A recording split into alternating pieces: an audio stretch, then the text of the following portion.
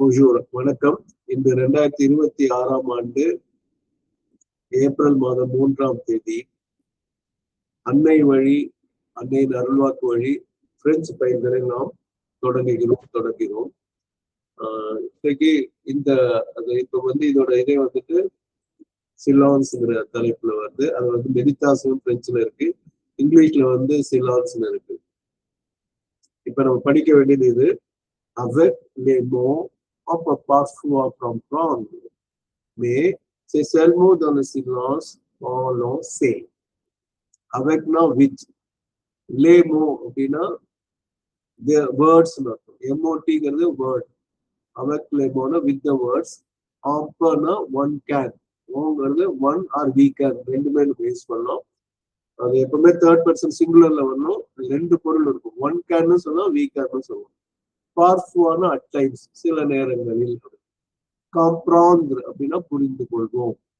So சொற்களால் நாம் புரிந்து கொள்ள முடியும். சில நேரங்களில் நாம் சொற்களால் புரிந்து கொள்ள முடியும். மே பட் சே செல்மோ இட் இஸ் ஒன்லி அப்படின்னு போட்டு dans le silence, in the silence que l'on sait, that one knows.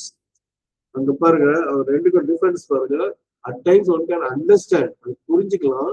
ஆனா தெரிஞ்சுக்கலாம்ங்கிறது பாத்தீங்கன்னா அந்த அமைதியில தான் நம்ம தெரிந்து கொள்வோம் அப்படிங்கிறது இதுல இருக்கிறது. மௌனத்தில், அமைதியில் தான், அதுலத்தான் நம்ம புரிந்து கொள்வோம் அப்படிங்கிற பொருள். அப்போ avec les mots on peut parfois comprendre, mais c'est seulement dans le silence que l'on sait. இதை இப்ப நம்ம சிந்தசிஸ் ஆஃப் யோகாவோட பொருத்தி பார்த்தோம்னா பியூரிஃபிகேஷன் ஆஃப் அண்டர்ஸ்டாண்டிங் பாக்குறோம். அதுல போக போக என்னன்னா, அந்த சைலன்ஸ்ல தான் எந்த விதமான ஐயத்துக்கும் இடம் இல்லாம அந்த கசடரை கற்பது, அப்பதான் கசடரை புரிந்து கொள்வதுன்னு ஆகும். இது இந்த நக்கீரர் வசனத்துல அறிந்தது, அறியாதது, தெரிந்தது, தெரியாதது, புரிந்தது, புரியாததுன்னு சொல்லுவாங்க. இந்த அறிந்ததும் தெரிந்ததும் சே, புரிந்ததுதான் அந்த கவுண்டராங்க. புரியறத விட தெரியறது ரொம்ப முக்கியம் அப்படிங்கிறது இங்க வருது. இதோட இங்கிலீஷ் இது with words one can at times understand, but only in silence one knows. இப்ப அப்ப அமைதியில் தான் ஒருத்தன் புரிந்து கொள்கிறான் அப்படிங்கிற பொருள் வருது.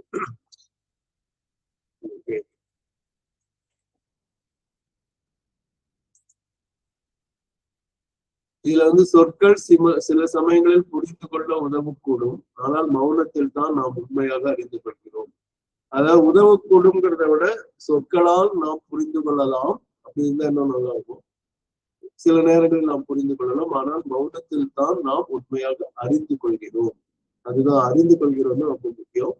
Avec les mots on peut parfois comprendre, mais c'est seulement dans le silence que l'on sait. இன்னைக்கு தேதி இங்கிலீஷ்லயும் பிரெஞ்சுலயும் சொல்றேன். பிரெஞ்சுல trois avril 2026, 3 April 2026. Merci beaucoup à tous. Merci à la mère. Merci à Arabindo.